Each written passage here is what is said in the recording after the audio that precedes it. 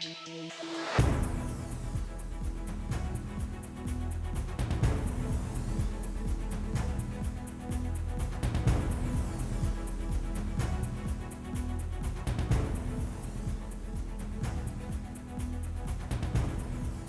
evening. It's the 1,351st day of Russia's full-scale invasion of Ukraine. I'm Maciej Mikos and you're watching Ukraine Brief. Russia continues its attacks on Ukraine, launching 50 kamikaze drones overnight Tuesday. According to the Ukraine Air Force's morning report, 18 drones struck 7 areas inside the country. In the Chernihiv region, Russian forces struck the city of Novhorod-Siversky, injuring 3 civilians. The explosion's shockwave shattered windows and damaged roofs in at least 8 homes and several vehicles. Despite being far from the front line, the city continues to suffer from regular Russian drone and artillery attacks.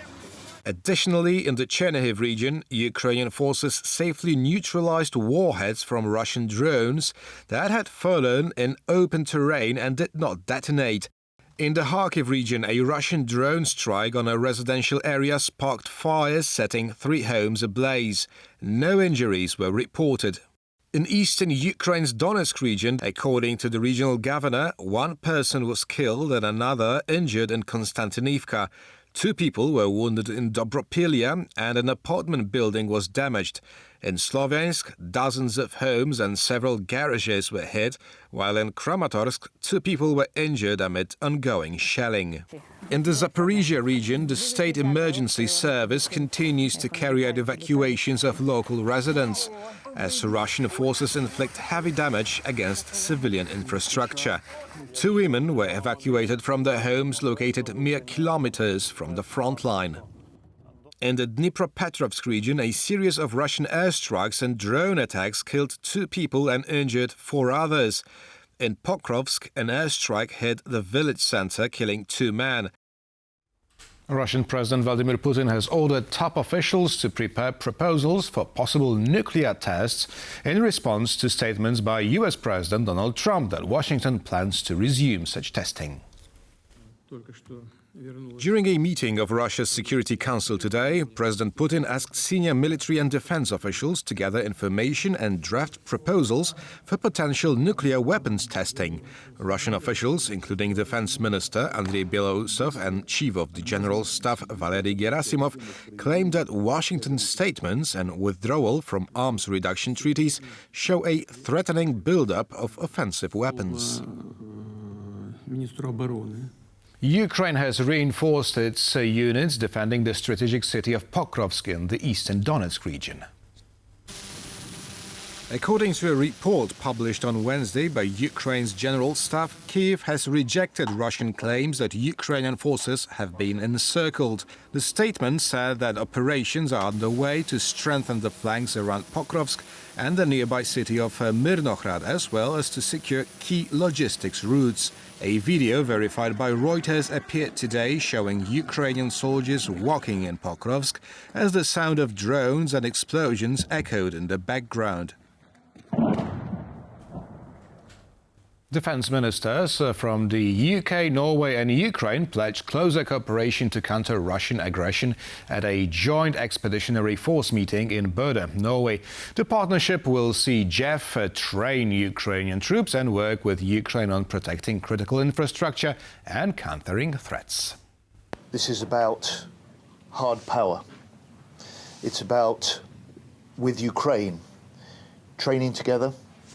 It's about learning from the battlefield experience that Ukraine can offer us as JEF NATO nations. So this is a powerful signal to Putin and any other would-be aggressors that JEF is stronger than ever,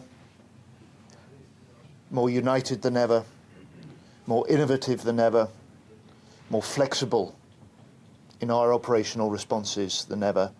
Russia's targets are mostly civilian objects, power plants, residential buildings, schools and hospitals. They deliberately kill peaceful Ukrainians and internationally provoke humanitarian catastrophe in Ukraine. Only together, through joint efforts, we can resist the Kremlin's barbarism. Hollywood actress and former UN Special Envoy Angelina Jolie visited the Ukrainian city of Kherson, which has been under daily attack by Russian forces. Footage of Angelina Jolie appeared on Ukrainian social media, showing her with children. According to information shared on social channels, she visited Kherson, where she toured local medical facilities, including a maternity hospital and a children's hospital, as part of her charitable work. This visit was confirmed to Ukrainian media outlet Suspilne by its own sources within the local authorities. Later, a video appeared of the head of the Kherson Military Civilian Administration presenting Jolie with a commemorative Kherson coin. Previously, in 2022, the Hollywood actress visited the western Ukrainian city of Lviv, meeting refugees and volunteers supporting them, as well as children from eastern Ukraine and those injured in the Kramatorsk train station strike. Russia's Tuapse port has halted oil exports after Ukrainian drone strikes. The Black Sea port of Tuapse in Russia's Krasnodar region has suspended petroleum exports, and its local Rosneft-owned refinery has ceased operations following a Ukrainian drone attack, Reuters reported on Wednesday. The refinery halted processing the day after the November 2nd strike, which damaged port infrastructure. According to Ukrainian security sources, 5 drones hit the port, setting a tanker ablaze and disabling several loading stations. Yes, Paul, go ahead. A Ukrainian journalist survived a Russian drone strike in Kramatorsk last month, but was seriously wounded. 2 of his colleagues were killed. Doctors said he suffered more than 60 shrapnel wounds. It happened very quickly, almost without any sound. I caught myself feeling as if I had flown somewhere. The sound disappeared, and I couldn't feel the left side of my body. I heard someone saying something about a fragment in my eye and somewhere near my neck. They told me not to touch anything and put a tourniquet on my injured leg. We counted more than 60 holes where small and large fragments had entered. The whole body was shattered. There are fixation devices on his legs that will allow the fractures caused by the explosion to heal. But, you know, the human spirit often gives positive outlooks. We believe that the hardest time has passed. Unfortunately, his eyesight was seriously damaged after all the surgeries. Every day we perform sanitation procedures. We can already say that he's doing better. The positive recovery process has begun. And that's all the news from Ukraine for now. Thank you for watching and stay with us for more here on TVP World and tvpworld.com.